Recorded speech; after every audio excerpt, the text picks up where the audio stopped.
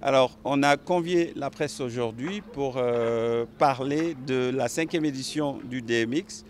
5e édition dont le thème est l'artiste à l'ère du digital.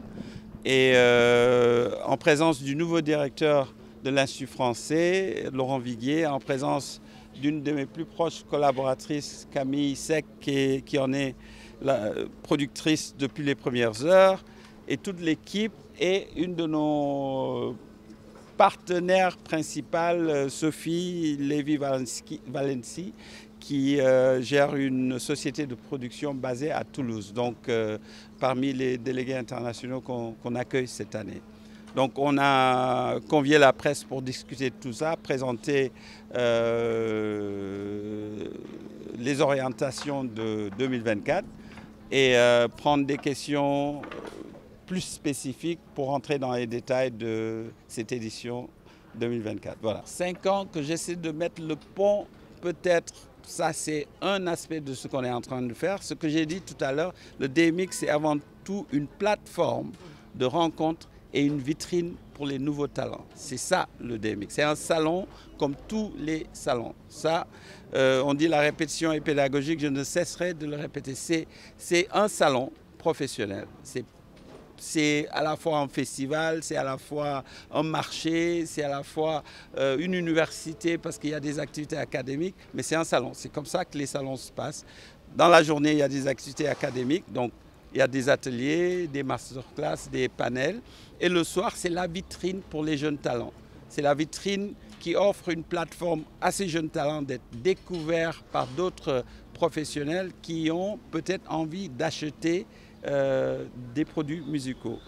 Mais c'est aussi l'occasion de débattre de plusieurs thématiques, dont celle de cette année, la thématique de cette année, c'est l'intelligence artificielle. Voilà, donc il faut qu'on soit clair dans la dénomination, dans la terminologie. Le DMX, c'est un salon professionnel. Voilà, c'est pas juste un festival, c'est un salon. Donc il faut le clarifier. Et comment se porte ce secteur? Comment se porte la musique au Sénégal, vous voulez dire? Ah bah, si j'en juge par le nombre de concerts tous les vendredis dans Dakar, je pense que le secteur se porte bien, plutôt.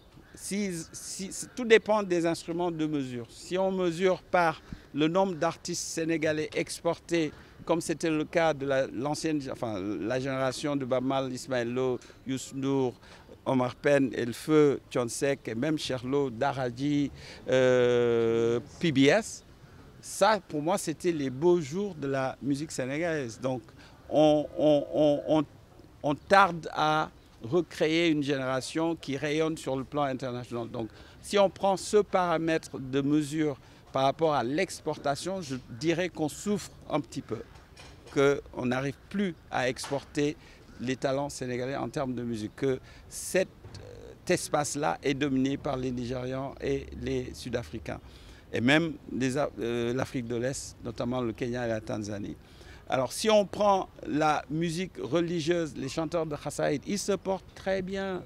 Voilà, les Ringback Tones, c'est eux qui en bénéficient le plus. Donc on analyse dans la même filière, sous-filière par sous-filière, le résultat est différent. Donc il faut qu'on soit très pertinent dans ce qu'on fait, il faut qu'on soit très exigeant dans notre méthodologie pour analyser, pour ne pas faire des déclarations fourre-tout, ouais, le secteur ça. Non, voilà, il y a du plus, il y a du moins, il y a du positif, il y a un peu de négatif, il y a des trucs qui marchent super bien et il y a des zones d'amélioration. Et justement, c'est pour ça qu'on se retrouve chaque année pour discuter de ce qui pourrait être amélioré, des axes d'amélioration. Voilà. Et pour moi, c'est ça l'objectif du DMX, l'un des objectifs plus. Pas forcément. J'ai donné l'exemple des chanteurs de Khassaïd, ils ont leur propre mécanisme de distribution. Donc, mais le digital domine le monde entier au jour d'aujourd'hui. Même eux, le Ringback Tone, c'est du digital, on est d'accord. Pour moi, on n'est pas obligé de passer par là, mais on a tout intérêt de passer par là. Donc il faut, pour y passer, savoir quels tenants et quels aboutissants il faut pour maîtriser le digital, pour le contextualiser à nos réalités, pour voir et même trouver des outils locaux, des solutions locales. Et ça, c'est le domaine des techniciens, parce que Spotify n'est pas né un seul jour. C'était des ingénieurs en informatique qui l'ont pensé, qui l'ont fait. Et tous ces outils. Et pourquoi pas des ingénieurs africains penser à des outils beaucoup plus conformes à nos modes de consommation de certains produits. Et c'est ça. C'est pour ça qu'on essaie de convier des gens à cette réflexion, parce que c'est dans la réflexion qu'on trouve des solutions, et c'est ces solutions qu'on apporte à nos réalités, à nos problèmes locaux. Non, non, non, parce qu'on va assister à une révolution extraordinaire qui est en train de se passer. Par exemple, je prends juste un exemple technique qui est un frein des fois à la création, parce que pour la musique, par exemple, c'est la pré-production, la production et la post-production et la distribution. En post-production, il y a une compétence technique des fois qu'on n'est pas. Par exemple, tu prends masteriser un album. L'intelligence artificielle te permet maintenant de ne pas avoir à recourir pour masteriser. Je ne dis pas pour mixer, parce qu'il ne faut pas faire la confusion entre le mix et le mix. La machine peut-être pourra aider, mais pour masteriser, on peut avoir des outils qui pourront aider nos jeunes acteurs d'arriver à avoir un standard et un niveau de qualité qui correspond aux normes internationales sans pour autant débourser beaucoup d'argent. Alors, l'intégrer dans l'entreprise ou le faire participer aux activités du DMX? Oui, dans les deux. Dans les deux. Alors, l'intégrer dans l'entreprise, c'est via le volontariat, le bénévolat, comme tous ceux qui m'entourent ici. Sophie Sophie, tout le monde, personne n'est payé. Ils le font parce qu'ils ont envie d'apporter leur pierre à l'édifice, parce qu'ils sont passionnés, et c'est comme ça qu'ils intègrent l'équipe. Il n'y a personne, il n'y a pas un facteur financier à proprement parler. Donc ces gens qui m'entourent aujourd'hui, c'est tous des bénévoles, c'est tous des volontaires. Et comme moi, qui ai voulu investir et mettre une partie de mes économies dans le TMI. Vous allez avoir du monde, sachez qu'ils vont venir. Oui. Quel enseignement, que c'est très dur d'entreprendre dans le secteur de la culture au Sénégal et en Afrique en général.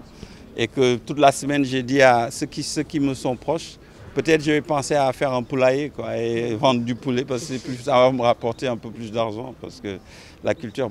Si j'avais été au Nigeria, ça aurait peut-être été différent. Voilà. Ouais. Mais bon, on dit nul n'est prophète chez soi aussi, quelque part.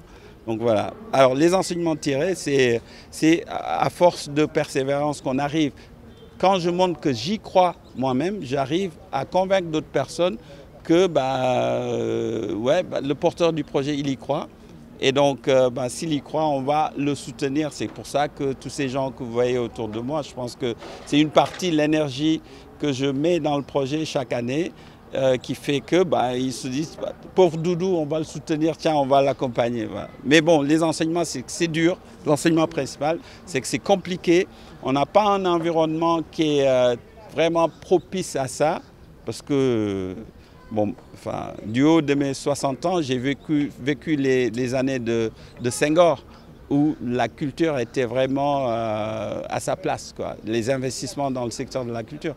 Et depuis lors, on a vu peut-être pas une baisse en termes d'argent, mais peut-être en termes d'encadrement et de cadre législatif, peut-être un manque d'investissement de la part des autorités. Dans le secteur de l'audiovisuel, le visuel, les vidéos s'en tirent mieux. Ceux qui font les séries, à la limite, pareil, je dis, tiens, j'aurais pu faire Marodi, quoi. Voilà, ouais, et m'en tirer un peu mieux. Non, c'est la filière musique qui n'est pas très bien comprise, je trouve, et qui est très aléatoire.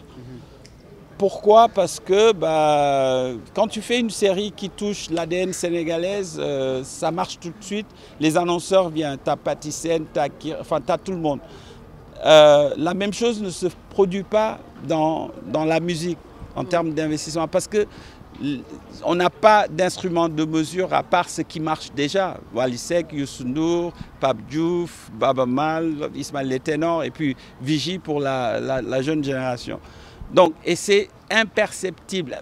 pas mesurable, il n'y a pas de statistiques. Donc c'est très difficile pour, par exemple, Kiren de dire tiens, bon, on va faire tant de millions sur tant d'années. Et donc on est encore dans le truc à compte-gouttes, à perfusion de nos institutions publiques. Et puis on est on est un peu attentif au niveau du secteur privé. Donc il n'y a pas vraiment d'investissement concerté ou coordonné au niveau du privé. Et c'est pour ça que je conseillerais à quelqu'un de réfléchir vraiment avant de mettre toutes ses billes dans la musique, parce que c'est pas évident.